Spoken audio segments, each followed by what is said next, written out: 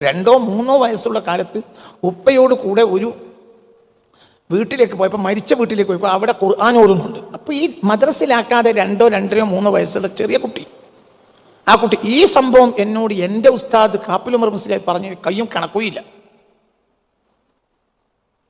ഇത് മഷൂറാണ്, അദ്ദേഹത്തിൻ്റെ പേര് മഷൂറാണ്, ചരിത്രം അംഗീകരിച്ച സത്യമാണ്. അങ്ങനെ വീട്ടിലേക്ക്, മരിച്ച വീട്ടിലേക്ക് പോവുകയാണ്. മരിച്ച വീട്ടിലേക്ക് ചെല്ലുമ്പോൾ അവിടെ ഖുർആൻ ഓതുന്നുണ്ട്, ഒരു മൊല്ലാക്കിയിരുന്നിട്ട്. അപ്പോൾ ഈ കുട്ടി, ഈ 2-2.5 വയസ്സായി കുട്ടി പറഞ്ഞ ആ ഓത്ത് തെറ്റാണ്. അപ്പം ഉണ്ടായിരിക്കടാന്ന് പറഞ്ഞു വാപ്പ. ഉണ്ടാക്കണം ആ തമാശ പറയാന്ന് വിചാരിച്ചു, അല്ലെങ്കിൽ കുട്ടി വെറും വർത്താനം പറയാന്ന് വിചാരിച്ചു. പിന്നെ വേറൊരിക്കൽ ഒരു സദസ്സിലേക്ക് പോയപ്പോൾ അവിടെ ഖുർആൻ ഓതുന്നുണ്ട്. അപ്പോഴും ഈ കുട്ടി പറഞ്ഞു ആ ഓത്ത് തെറ്റാണ്. അപ്പൊ ഇത് പലവട്ടം പറഞ്ഞപ്പോൾ ബാപ്പ ചോദിച്ചു, എന്നാ എങ്ങനെ ഓതണ്ട്? ബാപ്പി മൊല്ലാക്കാണ്. അപ്പൊ ഓതി കാണിച്ചു കൊടുത്തു, ഇങ്ങനെയാണ് ഓതണ്ടത്. അപ്പൊ കൃത്യമാണ് പറഞ്ഞത്, ശരിയാണ്. ഉടനെ മദ്രസയിലാക്കിയിട്ടില്ല, അരിഫും ബാവും അറിയില്ല, വായിക്കാൻ അറിയില്ല കുട്ടിക്ക്, പക്ഷെ ഓതാൻ അറിയും. ഖുർആൻ ഹാഫിളാണ്. ബിഹബ്ബി റസൂലില്ലാഹി ത്വാഹ മുഹമ്മദി ഹബീബി ഇലാഹിൽ ആലമീനൽ മുമജ്ജദി ഹബീബുൻ ഖലീലുൻ തമ്മ മഅനൻ വസൂറതൻ വസ്ഫൻ വദാതൻ ഖൈറു മഅവൻ വമർസദി تكامل فيه الحسن غيبا ومشهدا فليس كطه المصطفى عند مشهدي وأثنى عليه ربنا بكلامه فعيا بليغ دونه يد مسندي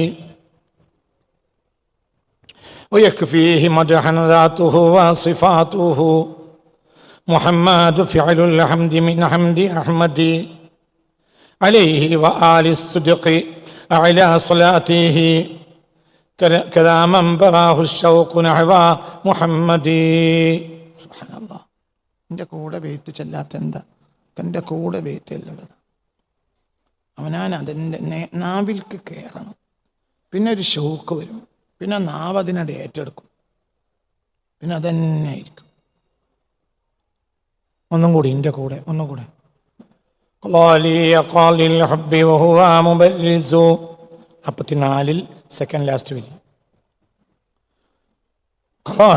قال الحب وهو مبرز بعلى المجلي بأن المجلي في محبات أحمد لذلك أقلي في الوجود بأسره قضاء ذوي الأملاك غير مفند فللت شبات المعتدين وطالما أحدد أذهانا لإدراك مقصدي وفرقت جمعا للباطيل جامعا لأشتات أشواق بقلب معبد بحب رسول الله طه محمد حبيب إله العالمين الممجد حبيب خليل تم معنا وصورة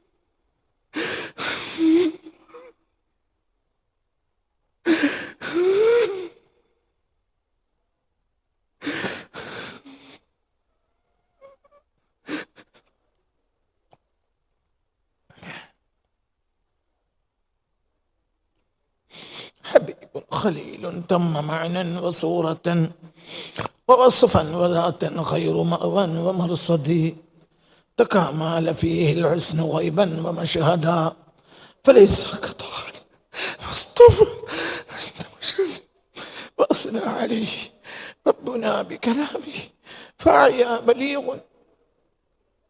دونه يد مسندي ويكفيه مدحا ذاته وصفاته محمد فعل الحمد من حمد أحمد عليه وآل الصدق على صلاته كذا من براه الشوق نحو محمد.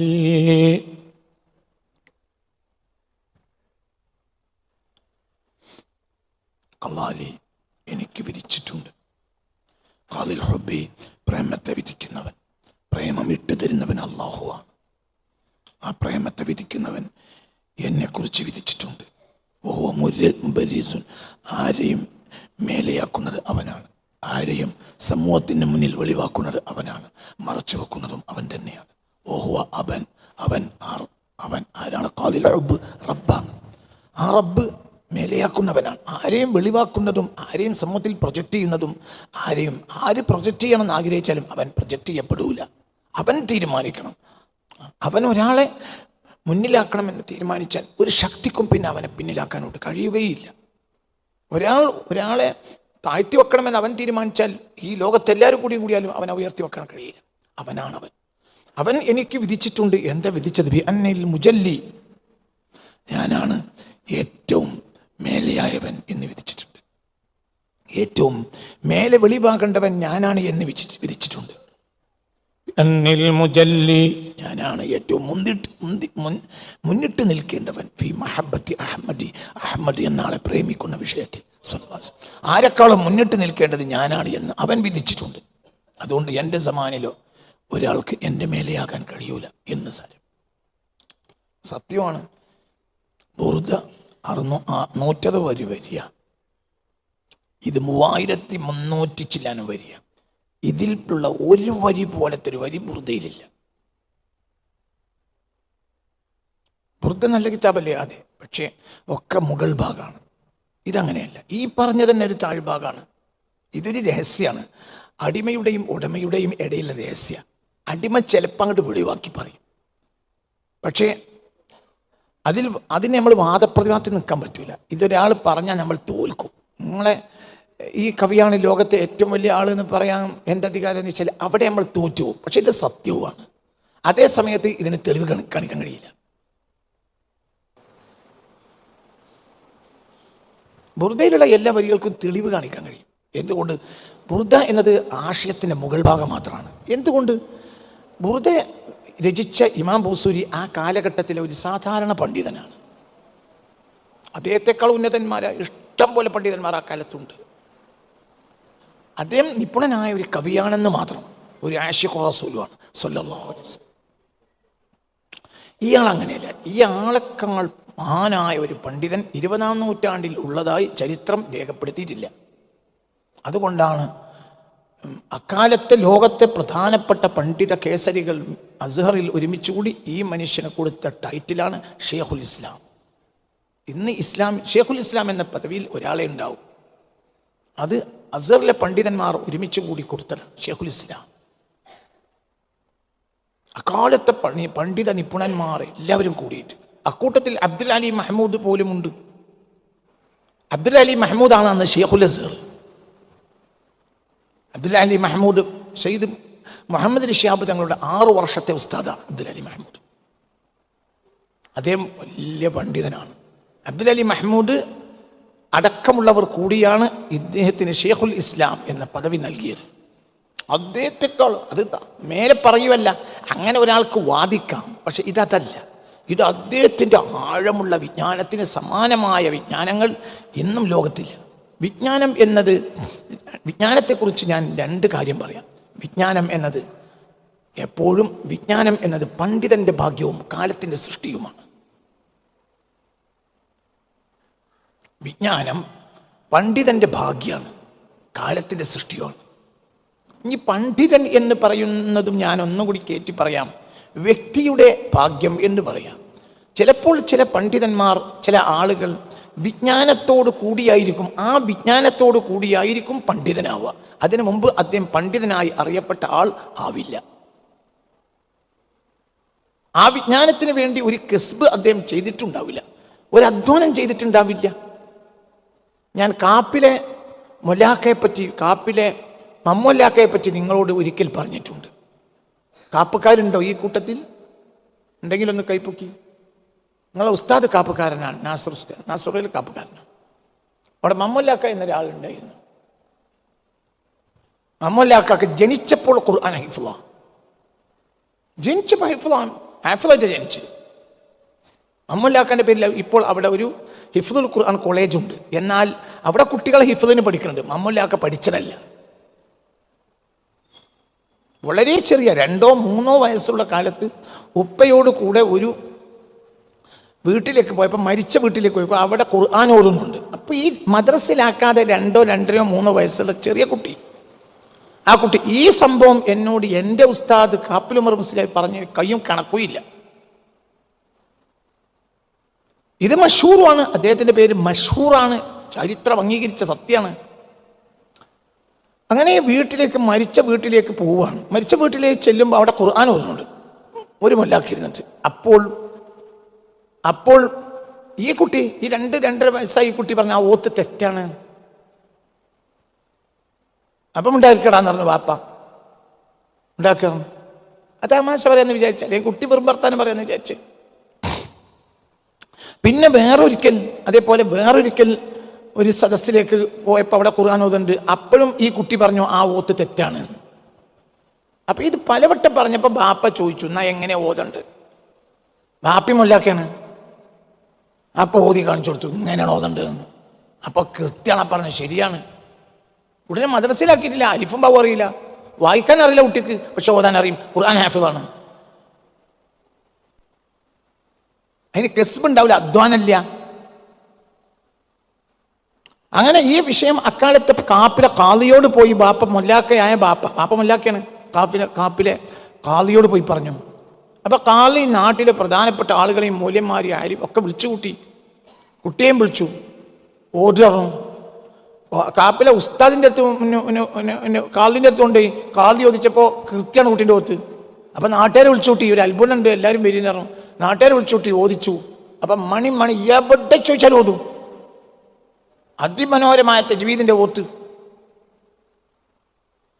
അപ്പൊ ഈ കുട്ടിയുടെ ബാപ്പ ഒരു മൊല്ലാക്കയാണ്, ഓത്തുപള്ളിയാണ്. അക്കാലത്ത് ഓത്തുപള്ളിയാണ്, അംഗീകൃത മദ്രസകളൊന്നും അല്ല, ഓത്തുപള്ളികളാണ്.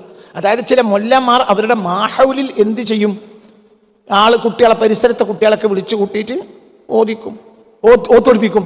അപ്പൊ ഈ ഓത്തൊടിപ്പിക്കുമ്പോൾ കണ്ണീല് പകരത്തിൽ നെല്ല് കൊടുക്കും, അല്ല തേങ്ങയും വാഴക്കയും അതൊക്കെ കൊടുക്കും. അല്ല ശമ്പളമൊന്നും അതിനില്ല, അവർക്ക് വേറെ എന്തെങ്കിലും ചില വരുമാനങ്ങളൊക്കെ ഉണ്ട്. അപ്പൊ ആ കുടുംബം അങ്ങനെ കഴിഞ്ഞു പോകും. മാത്രമല്ല ഓതിയിട്ട് കിട്ടുന്ന ഒരു കൂലി വലിയ നല്ല കൂലിയാണല്ലോ. അപ്പോൾ ആ കൂട്ടത്തിലെ ചില പ്രമാണികൾ ഉണ്ടായിരുന്നു കാപ്പിൽ. ഇവരെ കുട്ടികൾ കൊല്ലക്കണക്കിന് മൊല്ലാക്കണ്ടത്ത് പഠിക്കുന്നുണ്ട്, ഓത്തൊടിച്ചിട്ടില്ല എപ്പോഴും. അപ്പോൾ ആ പ്രമാണിമാര് സദസ്സിലിട്ടിട്ട് ബാപ്പാനോട് എന്ത് പറഞ്ഞു, ഇത് ഞങ്ങളെ നിന്ന് നെല്ല് വാങ്ങി എൻ്റെ കുട്ടികളെ പഠിപ്പിക്കുന്ന പണിയാണ്, ഞങ്ങളെ കുട്ടികൾക്ക് ഇത് അറിയില്ലല്ലോ പറഞ്ഞു. ബാപ്പ പൊരയിൽ വന്നിട്ട് ഉമ്മാനോട് പറഞ്ഞു, ഇവന്റെ ഓത്തോണ്ട് പോയി നമ്മളെ കഞ്ഞി മുടങ്ങി. തൊക്കൻ്റെ ഉസ്താദിനോട് പറഞ്ഞ വരുമാനല്ല വീട്ടില്, എൻ്റെ ഓത്തോണ്ട് ഇപ്പൊ നമ്മളെ കഞ്ഞി മുടങ്ങിയാലും മോനെന്ന് പറഞ്ഞു. അതറിഞ്ഞപ്പോൾ ഉണ്ണിക്കമ്മ സാഹിബ് വിളിച്ചു. ഉണ്ണിക്കമ്മ സാഹിബ് എന്ന് പറഞ്ഞാൽ അക്കാലത്ത് ഖാൻ ബഹദൂർ പട്ടുള്ള ആളാണ് ഉണ്ണിക്കമ്മ സാഹിബ്, കേട്ടിട്ടില്ലേ? ഉണ്ണിക്കമ്മ സാഹിബ് വിളിച്ചു മണ്ണാർക്കാട്ടേക്ക്, കാളവണ്ടി കൊടുത്തയച്ചു. അങ്ങനെ ബാപ്പയും മോനും കാളവണ്ടി പോയി. അവിടെ ചെന്നപ്പോൾ ഉണ്ണിക്കമ്മ സാഹിബിന്റെ ബംഗ്ലാവിൽ നാട്ടുകാരൊക്കെ ഒരുമിച്ച് കൂട്ടി ഓതാൻ പറഞ്ഞു. ഓതിയതിന്റെ സമ്മാനമായി ഉണ്ണിക്കമ്മ സാഹിബ് 100 ഉറുപ്പിക എടുത്തു. അന്ന് 1 ഏക്കർക്ക് 1 ഉറുപ്പിക എടുത്താൽ മതി, 1 ഏക്കർക്ക് 1 ഉറുപ്പിക കൊടുത്താൽ മതി. അക്കാലത്ത് ഉണ്ണിക്കമ്മ സാഹിബ് 100 ഉറുപ്പിക എടുത്തു. അപ്പോഴാണ് ബാപ്പാക്കന്നെ മനസ്സിലായത്, ഇത് ഞമ്മക്ക് കഞ്ഞി മുടക്കണ ഓത്തല്ല, ഇത് കഞ്ഞി ഉണ്ടാക്കി തരുന്ന ഓത്താണ്. മഷൂറാണ്. അതെന്ത്? അത് റബ്ബിന്റെ മൗഹിബത്താണ്. അതിന് അവർക്ക് തടുക്കാൻ കഴിയില്ല. കസ്ബിൽ തെറ്റിയാലും, മനസ്സിലായില്ലേ? കസ്ബ് കൊണ്ടുണ്ടായ വിജ്ഞാനത്തിൽ തെറ്റിയാലും മൗഹിബത്തായ വിജ്ഞാനത്തിൽ തെറ്റൂല, അത് കൃത്യരിക്കും. കസ്ബിയായ ഇൽമും വഹബിയായ ഇൽമും ഉണ്ട്. അംബിയാഇൻ്റെത് വഹബിയായ ഇൽമ, അത് തെറ്റൂല. ശാസ്ത്രം തെറ്റും. എന്തുകൊണ്ട്? തെറ്റിയിട്ടേ ഉള്ളൂ. ഞാൻ കഴിഞ്ഞ ക്ലാസ്സിൽ നിങ്ങളോട് പറഞ്ഞിട്ടുണ്ട്, ശാസ്ത്രം വിജ്ഞാനമല്ല, ശാസ്ത്രം ഉപകാരപ്രദമാകുന്ന ചില ധാരണകൾ മാത്രമാണ്. നല്ലതാണ്, കസ്ബിൽ വേണം, ലാഭം ഉണ്ടാവും. പക്ഷെ അതിനപ്പുറത്തേക്കുള്ള ലാഭത്തേക്ക് പോകുമ്പോൾ അത് വലിച്ചെറിയും. എന്തും അങ്ങനെയാണ്. എന്താ, ടവറുകൾ മുഴുവൻ ഒഴിവാക്കാൻ പോവാണ്. എല്ലാ ടവറും ഒഴിവാക്കേണ്ടി വരും. ടവറുകൾ ഒഴിവാക്കപ്പെട്ടു. മൊബൈൽ ടവറുകളിൽ നിന്നാണ് അതിലേക്ക് കണക്ഷൻ വരുന്നത്. ടവറുകൾ അടുത്തൊഴിവാക്കും. ടവറില്ലാത്ത മൊബൈലാണ് ഇനി വരിക. അപ്പോൾ ഇത് നോക്കുകുത്തിയും നാട്ടിൻ്റെ ഒരു വേസ്റ്റും ആയിരിക്കും. അക്കാലത്ത് ടവറുകൾ ഉണ്ടാക്കിയ ശാസ്ത്രത്തിൻ്റെ മികവായിരിക്കും ഒരു കാലത്ത്.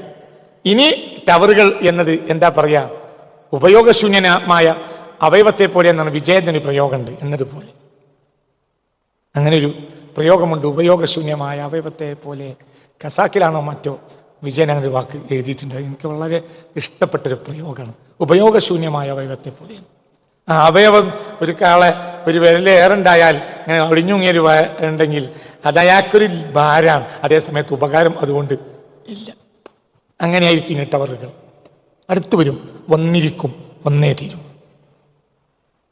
അപ്പൊ എന്നതുപോലെ അപ്പൊ ഈ ആ ശാസ്ത്രം, കഴിഞ്ഞുപോയ ശാസ്ത്രം മനുഷ്യനെ ഒരു വേസ്റ്റായിരിക്കും. ഇതും കസ്ബിയായ വിജ്ഞാനങ്ങൾക്കൊക്കെ വരും, മൗഹിബത്തിന് അങ്ങനെ വരില്ല. പടച്ച തമ്പുരാൻ ഇട്ടുന്നതാണ്. അംബിയാന്റെ വിജ്ഞാനങ്ങളെല്ലാം അങ്ങനെയാണ്, ഔലിയാന്റെ വിജ്ഞാനവും അങ്ങനെയാണ്. എനിക്ക് തെളിവ് കാണിക്കാൻ കഴിയില്ല, എന്നാൽ അത് യാഥാർത്ഥ്യമായിരിക്കും. മനസ്സിലാവേണ്ട പറഞ്ഞത് അത് ഒന്നാം നമ്പർ വിജ്ഞാനങ്ങളാണ്. ഇവിടെ കവിയും കവിയുടെ റബ്ബും തമ്മിലുള്ള ബന്ധമാണ്. അത് നമുക്ക് തെളിവ് കാണിക്കാൻ കഴിയില്ല, തോറ്റു. മനസ്സിലായില്ലേ? ചിന്തിക്കും, തോറ്റു, അവിടെ തോറ്റു, അവിടെ വെളിച്ചാണ്. യഥാർത്ഥ വിജ്ഞാനം ഇവിടുന്ന്, നമ്മൾ ഇവിടുന്ന് മുളക്കുന്ന വിജ്ഞാനത്തിന് ഇവിടുന്ന് തെളിവ് കൊടുക്കാൻ കഴിയും. എന്നാൽ ഇവിടുന്ന് വരുന്ന വിജ്ഞാനത്തിന് തെളിവുണ്ടാവില്ല. പിന്നെ ആ വിജ്ഞാനം ഒരാൾക്ക് എങ്ങനെ യക്കീനാവുക? ഇവിടുന്ന് തന്നെ വെളിച്ചം കിട്ടണം. എൻ്റെ കൂടെ ഇല്ല,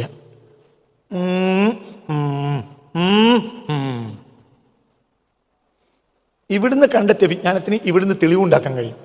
ഇവിടുന്ന് വന്ന വിജ്ഞാനത്തിന് ഇവിടുന്ന് വെളിച്ചം കൂടി വരണം, അല്ലെങ്കിൽ വെളിച്ചത്തിലേക്ക് ഒട്ടണം. കുൻ ആലിമൻ ഔ മുതഅല്ലിമൻ, നല്ലോണം ഒട്ടി. ഔ മുസ്തമിയാൻ, പിന്നെയോ ലേശം കൂടി ബാക്കിലാണ്, നല്ലൊട്ടി. ഔ മുഹിബ്ബൻ, കുറച്ച് ദൂരെയാണ്, നല്ലൊട്ടി. വലാ തകുൻ ഖമീസ. ഒട്ടുമ്പോൾ കിട്ടും, ഒട്ടുമ്പോൾ കിട്ടും. ആലിമിനോട് ഒട്ടുമ്പോൾ ഇത് യാഥാർത്ഥ്യമാണ് മനസ്സിലാവും. ഹബീബ നബിയോട് ഒട്ടിയപ്പോൾ മിഅ്റാജ് സത്യമാണെന്ന് സിദ്ദീഖുൽ അക്ബർ മനസ്സിലായി. അതേ സമയത്ത് നബിയെ കൊണ്ട് വിശ്വസിച്ച 13 ആളുകൾ അന്ന് മുർത്തദ്ദായി. എന്തേ? ഒട്ടിയിട്ടില്ല. ഫർത്തദ്ദ 13 മിൻ ദീനിൽ ഇസ്ലാം ബിവാഖഅത്തിൽ മിഅ്റാജ്. മിഅ്റാജ് എന്ന സംഭവത്താൽ 13 മുസ്ലിങ്ങൾ കാഫിറായി. എന്നാൽ ഒരാൾ സിദ്ദീഖായി. ആ ആളാകട്ടെ ഇതിന് തെളിവ് അന്വേഷിച്ചിട്ടുമില്ല. മറ്റൊരു തെളിവ് തിരിച്ചും മറിച്ചും ചോദിച്ചിട്ട് കഫറായി. തെളിവ് കിട്ടാതെയാണ് മുഅ്മിനാകുക, തെളിവുണ്ടെങ്കിൽ കഫർ. അലിഫ് ലാം മീം, അലിഫ് ലാം മീം ദാലിക്കൽ കിതാബ്. നല്ല ഉഷാറിലിരിക്കുകയാണെങ്കിലാണ് ഈ വിവരങ്ങളൊക്കെ പറഞ്ഞു തരിക. ഉഷാറിലിരിക്കണം.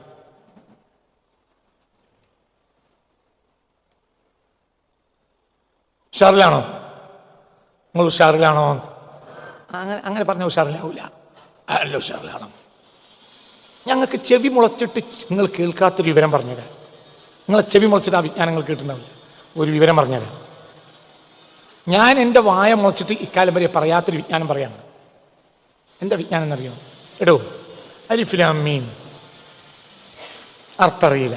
ദാലിക്കൽ കിതാബു, ആദ്യത്തെ ജുംല, ഇതൊരു മഹാഗ്രന്ഥാണ്, അല്ലെങ്കിൽ അതൊരു മഹാഗ്രന്ഥാണ്. ലാ റൈബ ഫീഹി, അതിൽ സംശയമില്ല.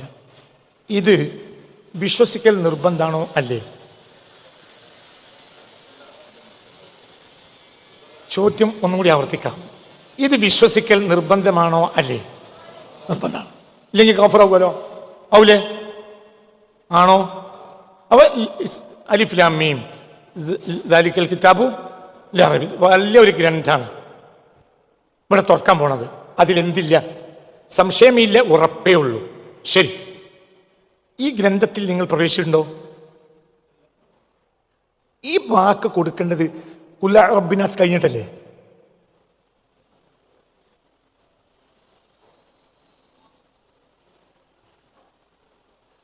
ഇതിനാണ് അന്ധവിശ്വാസം എന്ന് പറയുക. അതാണ് സത്യവിശ്വാസം.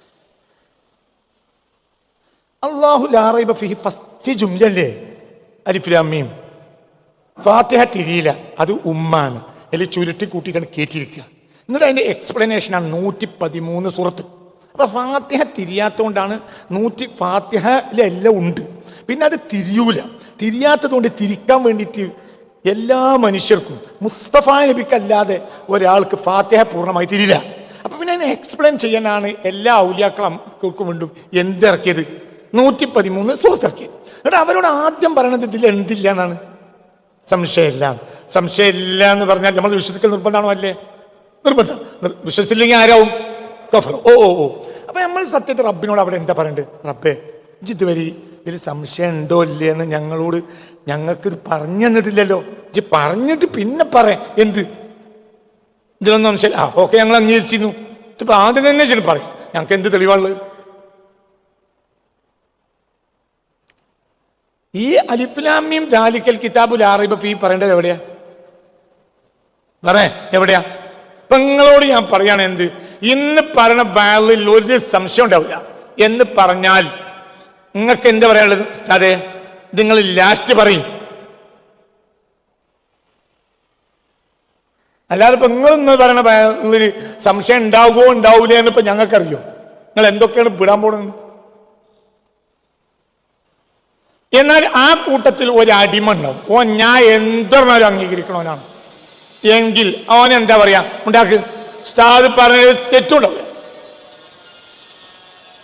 ഇതുവരെ ഉണ്ടായിട്ടില്ല, അപ്പൊ എണ്ണത്തിൽ തെറ്റുണ്ടാവില്ല എന്ന് വെച്ചപ്പോ എങ്ങനെ പറയാം? ഉണ്ടാവില്ല. ഉസ്താദ് പറഞ്ഞ ഒരു തെറ്റുണ്ടാവില്ല. ഇവൻ ആരാണ്? ഇവന് അന്ധത ബാധിച്ചതാണ് എന്നിൽ. ഓനെ പറയാൻ കഴിയുള്ളൂ. ഇതിനാണ് മോമിൻ അറിയാം. മോമിൻ തെളിവിന്റെ ആവശ്യമില്ല. എപ്പോൾ സംശയം ഉണ്ടാവില്ല, അപ്പൊ ഈമാൻ ഓർത്തു. എന്തുകൊണ്ടാണ് അപ്പൊ എന്താ ഈമാൻ? ഈമാൻ കിസ്ബി അല്ല. നിങ്ങൾക്ക് പറഞ്ഞത് മനസ്സിലായിട്ട് വെറുതെ നിങ്ങൾ മറ്റേ ഷോക്കേസിൽ വെച്ച ബൊമ്മകൾ ഇങ്ങനെ കാട്ടും. അത് കാട്ടാണോ? അത് തിരിഞ്ഞിട്ടുണ്ടോ? നിങ്ങൾക്ക് തിരിഞ്ഞിട്ടുണ്ടോ? നിങ്ങൾക്ക് പറഞ്ഞത് മനസ്സിലായില്ലേ? ഇതാണ് യഥാർത്ഥ വിജ്ഞാനം. ഇതിന് തെളിവ് കൊടുക്കാനും കഴിയില്ല. ചിലതിലൊക്കെ തെളിവ് ഉണ്ടാക്കാൻ കഴിഞ്ഞേക്കാം. അതിനപ്പുറത്തേക്ക് ഒരു കിസ്ബിയായ ഒരു ചോദ്യം ഒരാൾക്ക് ചോദിക്കാം. അപ്പോൾ ഇവന് മറുപടി പറയാൻ കഴിയില്ല. പിന്നെ മറുപടി പറയാൻ കഴിയും ആരെ? നൂരിയായ വിജ്ഞാനമുള്ള ആൾക്ക്. അയാളുടെ ഉത്തരം അവസാനിക്കൂല. മറ്റോന്റെ ചോദ്യം അവസാനിക്കൂല. ചോദ്യം അവസാനിക്കുകയില്ല. എന്തുകൊണ്ട്? മനുഷ്യന്റെ കൽബിൽ ഒരു വക്രത ഉണ്ട്. ആ വക്രത ചോദ്യങ്ങൾ ഉണ്ടാക്കിക്കൊണ്ടേയിരിക്കും. ഉത്തരം വക്രതയല്ല. ഉത്തരം വക്രതയല്ല, ചോദ്യം വക്രതയാണ്. ഒരാൾ അമിതമായി ചോദിക്കുകയാണ് എങ്കിൽ ചോദ്യങ്ങളെല്ലാം നിഷേധിച്ചു, എല്ലാം നിങ്ങൾ ചോദിക്കരുത്.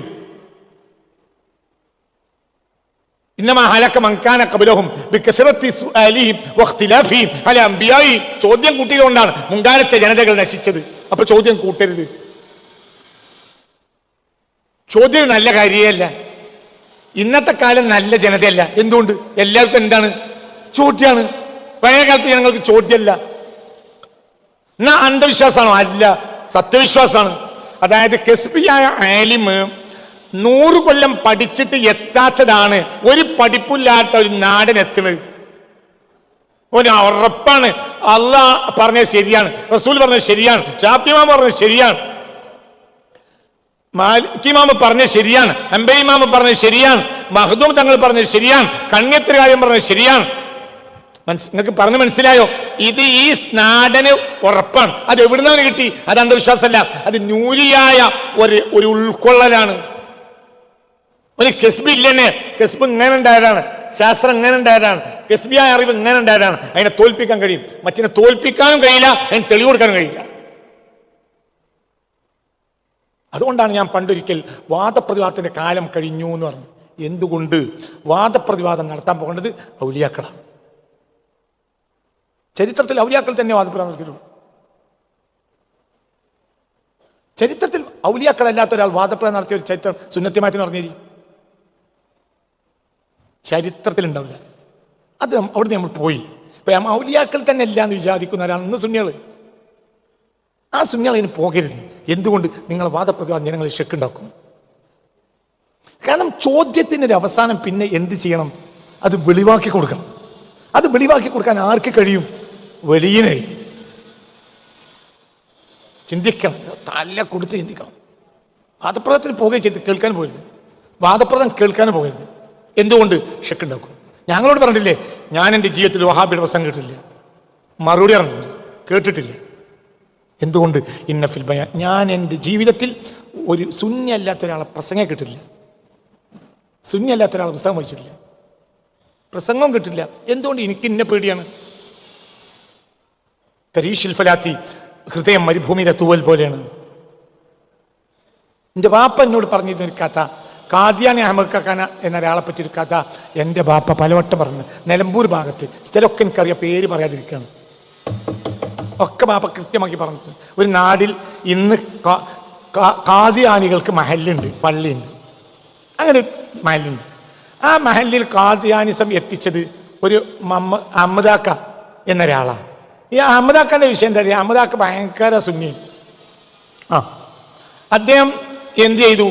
അദ്ദേഹം ഈ എന്താ പറയുക, വയലുണ്ടാവുമ്പോൾ അവിടെ കുലാബിണ്ടാക്കി വെറുതെ കൊടുക്കും. വയൽ ആലിമിങ്ങൾ വയൽ പറയുമ്പോൾ ആ വയലിൽ കുലാബി പറഞ്ഞാൽ മനസ്സിലായില്ലേ? പഴയ കാലത്ത് എന്താ പറയുക, പഴയ കാലത്തെ ഇന്നത്തെ നിങ്ങള് പായസമല്ല, കുലാബി പറഞ്ഞാൽ അത് ഗോതമ്പം കുത്തിയിട്ടുണ്ടാക്കണം. ഗോതമ്പം കുത്തി ഉണ്ടാക്കണതാണ് പായസം, ഇത് കുലാബി. അപ്പൊ ഈ കുലാബി ഉണ്ടാക്കിയിട്ട് കൊണ്ടുപോയിട്ട് അദ്ദേഹത്തിന് തുണിക്കച്ചവടമാണ്. ആ അങ്ങാടിയിൽ, അവിടെ പഴയ അങ്ങാടിൻ്റെ തുണിക്കച്ചവടമാണ്. അപ്പൊ അദ്ദേഹം അതിന് കിട്ടുന്ന ലാഭങ്ങളിൽ നിന്ന് ചെയ്യുന്നതാണ് എന്ത്, ഇങ്ങനെ മൂല്യന്മാർ വയലൊക്കെ കൊടുത്ത് കുലാബി വെറുതെ കൊടുക്കും. അങ്ങനെ തുണിയെടുക്കാൻ വേണ്ടി ഒരിക്കൽ അദ്ദേഹം കോഴിക്കോട് വന്നു. അങ്ങനെ കോഴിക്കോട് വന്നപ്പോൾ കോഴിക്കോട് തുണി സാധനങ്ങളൊക്കെ എടുത്തു കഴിഞ്ഞപ്പോൾ ബസ് തെറ്റി. അക്കാലത്ത് 1, 2, 3 ബസ്സൊക്കെ അങ്ങോട്ടുള്ളൂ. ആ ബസ്സില്ല, ഇനി നാളത്തെ ബസ്സിനെ പോകുകയുള്ളൂ. അപ്പൊ പാളയത്ത് ഒരു പ്രസംഗം നടക്കുന്നുണ്ട്. ഇന്നത്തെ കാദിയാനികളെ ജുമാഅത്തുള്ളില്ലേ അവിടെ, അക്കാലത്ത് ഒരു കാദിയാനി നേതാവിന്റെ പ്രസംഗം നടക്കുന്നുണ്ട്. അപ്പൊ അദ്ദേഹം ഏതായാലും വയറല്ലേ എന്ന് വിചാരിച്ച് അവിടെ പോയിരുന്നു. ആ രാത്രി അദ്ദേഹം കാദിയാനി.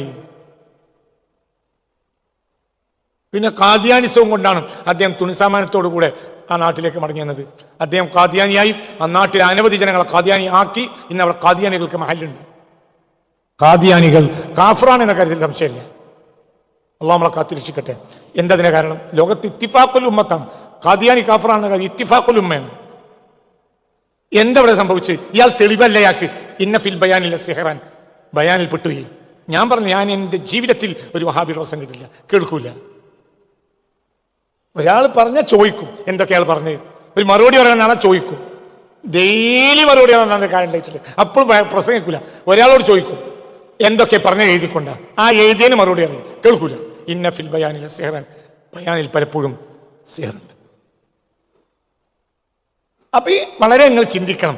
ചിലത് നമ്മൾ കസ്ബിന്റെ പിന്നാലെ പോവാണെങ്കിൽ ഈമാൻ നശിപ്പിക്കാൻ അത് മതിയാവും. ഞാൻ പറഞ്ഞ ഈ ലാറൈബി അന്ധവിശ്വാസമാണല്ലോ. റൈബബി ആയാൽ നിങ്ങൾ ഗഫൂർ ആയല്ലോ.